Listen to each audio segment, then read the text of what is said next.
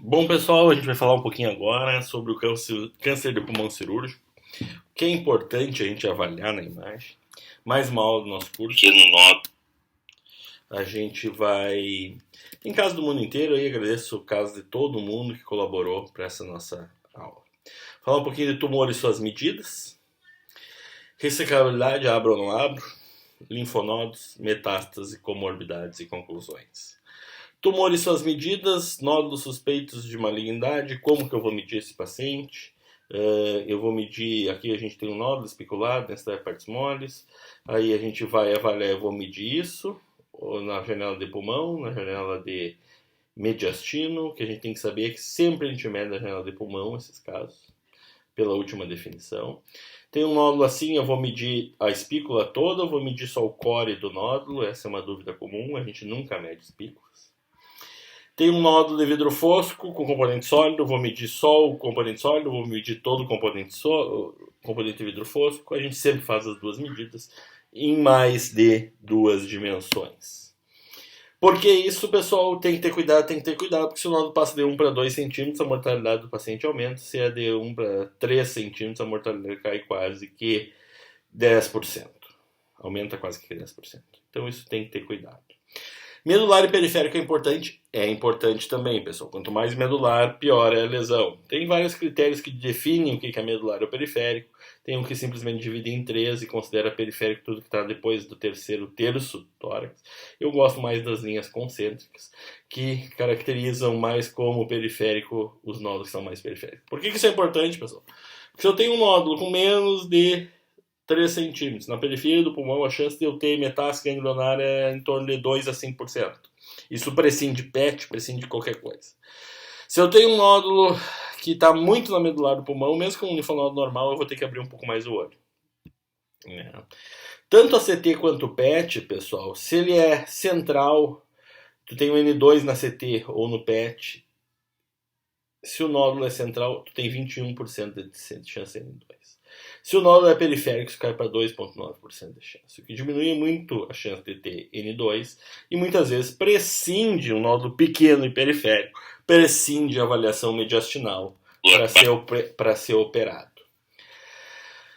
Consolidação atelectasia, isso aqui é uma dúvida frequente dos radioterapeutas e dos médicos para avaliar isso antes, né? A gente sabe que diferenciar o que é tumor, o que é atelectasia nem sempre é tão fácil. Pós-contraste ajuda um pouco, que tem um nódulo com realce baixo e hipovascular na região medular do pulmão. Né? Aqui, de novo, a gente consegue ver um pouquinho mais com a pneumonia obstrutiva. A ressonância é o padrão ouro para a gente avaliar esses casos, e a gente vai ver que as atelectasias estão em alto sinal e o tumor, de fato, tem baixo sinal. Isso é importante para o cirurgião ter uma ideia de até onde vai ter lesão nesse lobo pulmonar, se isso vem até próximo da cissura, se isso vem até próximo do mediastino, para ter uma avaliação. Fissuras, pessoal, isso aqui radiologista pouco dá bola para isso, mas são importantes. Uma lobectomia com fissura completa demora 30 minutos, uma lobectomia sem fissura demora 1h30. Né? Cada stapler é uma avaliação, é uma liberação do convênio. Então um stapler custa entre 500 e R$1.000. Se eu tiver fissura completa, eu não vou precisar fazer a fissura com stapler, eu vou usar 3, 4 stapler a menos, eu tenho que autorizar menos stapler no meu convênio. Né? Então a gente tem que ter uma avaliação segura de quanto que são completas as fissuras, tanto horizontal quanto oblíqua. A gente erra bastante aqui, mas a gente tem que ter essa segurança, né? Pelo menos essa descrição. Olhem que nesse estudo aqui, que é um grupo bom, um grupo que tem até o Marcel, um brasileiro, mas um grupo lá de Heidelberg, do Culture, em que a fissura horizontal vai ter erro de até 50% na avaliação, mas a gente tem que escrever, porque o cirurgião, e antes sabendo que tem que autorizar mais, é importante. Os staplers e a tanto vídeo toracoscopia quanto a cirurgia robótica vão necessitar de grampeadores. Esses grampeadores estão cada vez mais caros e têm que ser autorizados antes. Outra coisa que tem que cuidar bastante é sempre descrever bronco, artéria e veia que vão para os lobos. Sempre tem que ter essa avaliação cuidadosa de quantas artérias, quantas veias e quantos brônquios vão para o lado, porque isso é importante para quem está planejando uma cirurgia. Se o paciente tem 4, 5 artérias, tem artéria aberrante, o cirurgião tem que saber, né? Ele tem que poder avaliar né? Hoje em dia a gente tem avaliações automatizadas, pré-cirúrgicas, para esses casos que são interessantes. Aqui a gente está vendo o nódulo do pulmão, onde vai ser ressecado. A gente está vendo a estrutura óssea que está só o pulmão com a cissura desse paciente. Isso aqui é uma cirurgia virtual, que a gente tem que chamar, em que a gente consegue avaliar se está completa ou não está a fissura, quantas artérias estão indo para aquele lobo, avaliar só a artéria pulmonar, mas também a gente pode avaliar o brônquio, artéria e veia, para ter uma avaliação de onde é que tu vai ressecar, o que tu vai ressecar. De novo ali, avaliar brônquio do lobo inferior, o que tu vai ressecar, onde é que tu vai ressecar, e a artéria pulmonar, onde é que tu vai ressecar, e o quanto tu vai ressecar. Esse é um caso interessante, o paciente iria à lobectomia, ele tinha a artéria do lobo inferior, mas se você olhar, ele tem uma arteríolazinha pequena saindo, separada no segmento 6. O que o cirurgião vai sabendo, não que ele não vai descobrir no transoperatório, mas ele vai sabendo, encurta o tempo cirúrgico. Melhora bastante para o manejo desses pacientes, né? Isso é importante para a gente poder falar isso. A gente está com um grande trial aí avaliando isso, preview trial, para mostrar a redução do tempo cirúrgico. Já tem uma meta-análise mostrando isso. Redução do tempo cirúrgico, redução do sangramento dos pacientes. Medidas adequadas de sua localização, fissuras, atelectasia, consolidação, né? E artérias e veias. Isso que é o mais importante do tumor e suas medidas. Ressecabilidade. A grande dúvida do cirurgião, eu abro ou não abro esses casos, né, pessoal? Critérios de invasão que a gente tem, critérios relativamente grosseiros ainda, mas o que a gente usa um pouco menos hoje em dia. 3 centímetros ou mais de contato da massa com a localização ou com a parede torácica ou com o mediastino para dizer que tem invasão. O ângulo de contato com o vaso maior que 90 graus, o que é isso? Eu divido em 360 graus a aorta, por exemplo, e aqui eu tenho mais de 90 graus de contato. Isso é 180, é quase 180 graus. Isso tem uma chance superior a 85%. Mas esses dois critérios dão em torno de 85%. Isso erra uma em cada 5 vezes. Né? Obliteração do plano de gordura, quando isso é grosseiro, é um pouco mais fácil. Isso é, quando eu vejo que tem tumor que está infiltrando, está quase que ultrapassando as estruturas mediastinais, isso fica um pouco mais fácil da gente avaliar. Esse é o critério mais novo que se usa mais, que é índice de contato da lesão com a estrutura maior que 0,9. Eu vou explicar isso aqui um pouquinho mais para frente. Essas acurácias variam bastante, a gente vai errar um em cada 4, 5 casos. A acurácia que está mais próxima de 90% é essa. O que é essa acurácia? Eu meço o tamanho total do tumor e meço o quanto que ele tem contato com a estrutura, eu quero saber se invade. Se o contato for maior que 90% do diâmetro máximo do tumor, eu considero como invasão com mais de 90% de acurácia. No artigo é 94%. Então, tu vai errar um em cada 20 casos. Talvez esse seja o melhor critério que a gente tem até hoje para dizer se invade ou não invade. E o cirurgião sempre quer saber isso. Óbvio que a invasão grosseira, quando tem alteração estrutural, erosão das partes moles, erosão dos corpos vertebrais, é fácil de ser dita e a gente vai conseguir fazer esse encaminhamento. Quando a gente tem invasão da parede torácica, infiltração muscular, também vai conseguir e vai ter uma avaliação. Essa acurácia, quando tem irregularidade do contorno externo, quando tem irregularidade da morfologia normal, é bem maior. Né? Passa dos 90% a 95% que a gente vai ter do índice de extensão de contato com a lesão lá, para entre 95% e 100% de certeza que há invasão. E isso a gente tem que sempre conversar com o cirurgião. Ressonância ajuda bastante, porque a gente tem uma definição melhor do partes moles, aqui um tumor do pescoço que invade o ápice pulmonar, mas o que era importante o cirurgião saber que não invade a vértebra, a coluna vertebral, então ele continua cirúrgico, vai fazer rádio antes igual. Não vai ter problema. E aqui como esse caso, um tumor que a gente nem viu, tumor bem na tomografia, aqui a gente vê que ele infiltra e invade. Tem uma regularidade do contorno morfológica da lesão, que dá uma acurácia maior que 95%, com mais de 95% de segurança que ele está invadido. É tranquilo que está invadido e a gente tem uma segurança um pouco maior. Linfonodos mediastinais, pessoal, tem que ter cuidado. Aqui mora a maior parte dos erros que eu vejo de estadiamento dos pacientes. Saber se o paciente é linfonodo paratraqueal, isso é, se ele é 4 ou 2, para esse ele é hilar, muda bastante. E aí tem muito erro de avaliação nesses casos. Né? A gente sabe que as estações têm que ser bem determinadas e bem avaliadas, Mas vou dar um exemplo para vocês. Onde é que vocês acham que está esse linfonodo aqui? Ele é 4? Ele é mediastinal ou ele é hilar? Se a gente for olhar no mapa, pessoal, esse linfonodo está abaixo do cajado da Asgos. O que faz dividir o 4 do 10 é o cajado da Asgos. Então esse linfonodo está nesse plano e esse linfonodo é hilar. E esse linfonodo, se for classificado como mediastinal, esse paciente tem N2 e a maioria do serviço não opera N2. Ele não ia ser operado. Então a gente está, paciente com câncer pulmão que não é operado, a chance de estar vivo em 5 anos é 5 a 10%. Né? Paciente que é N1, como esse caso, e que é operado, a chance de estar vivo em 5 anos vai quase a 50%, 40%. Então a gente mata as pessoas se a gente não tiver uma determinação boa de onde está esses linfonodos no mediastino. Né? Tem que ter cuidado. A linha que divide a traqueia, não existe pré-traqueal mais.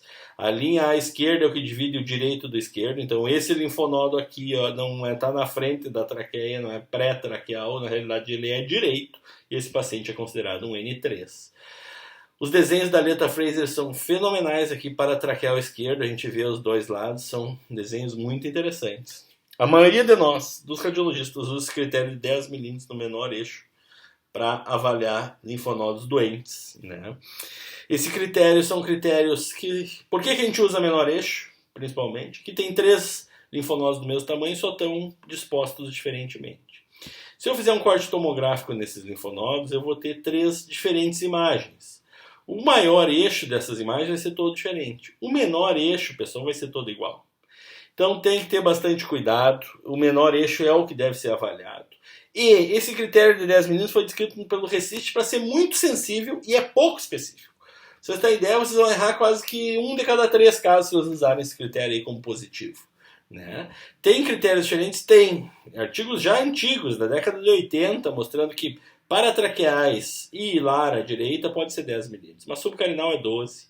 E os demais hilares, janela aortopulmonar e cervicais altos, cervicais baixos, são 8 milímetros no menor diâmetro.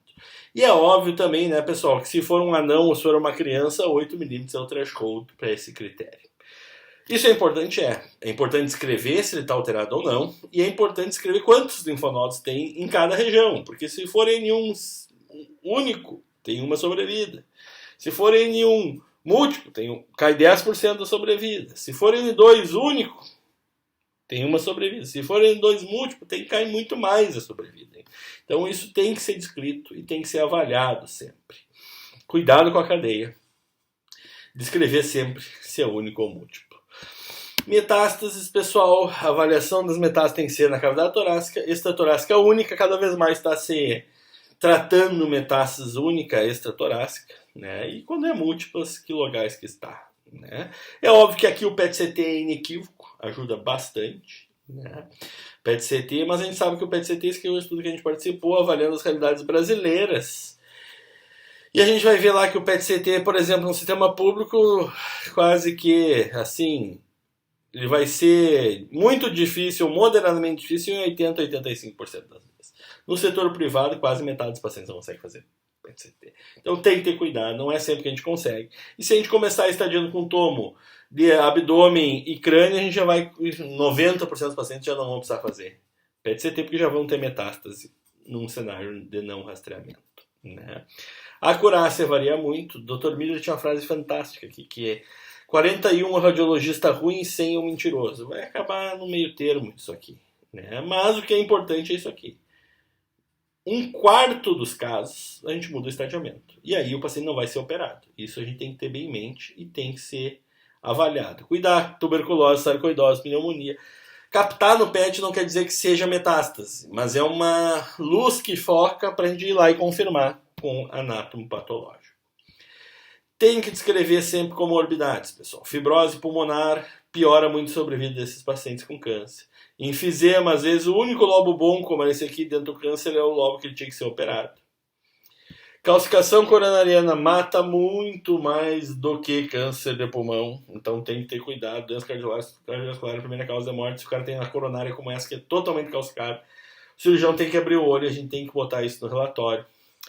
Calcificação linfonodal é uma desgraça para o cirurgião. O cirurgião tem um mediastino todo calcificado, vai demorar 3, 4 vezes mais de tempo, vai sangrar mais, vai ter mais bolsa de sangue. E a gente tem que saber que a cirurgia vai ser muito pior. e tem que ser muito bem pensada nesses pacientes. Concluindo então, pessoal, sempre medir nódulo na janela de pulmão, nunca medir as espículas, sempre ter os dois componentes no TNM e o TN nos nódulos subsólidos, e a gente vai considerar para o TNM só o componente sólido. O que é central e periférico? A importância é que se o paciente é periférico e é um nódulo pequeno, a gente vai ter muito pouca chance de ter metástase ganglionar e muitas vezes pode prescindir uma avaliação cirúrgica do mediastino. Diferenciação de consolidação e telectasia é importante para saber até onde vai o tumor e a ressonância ajuda aí. Tem que descrever fissura, porque fissura incompleta piora muito a cirurgia e a gente tem que ter isso bem em mente. Tem que descrever artéria e veia e brônquio em todos os lobos que podem ser operados, que vão ser operados. Tenho critérios de invasão um pouco mais fracos. Desses mais fracos, mais que 3 centímetros de contato do tumor com qualquer área que a gente está suspeitando de invasão, ângulo de contato maior que 90 graus, obliteração do plano de gordura e o índice de contato da lesão com a extensão e a relação do contato da lesão com a estrutura que eu quero saber se está invadida, com o diâmetro máximo da lesão superior a 90%, é o critério mais seguro que a gente tem, gira entre 90%, em torno de 90% de acurácia.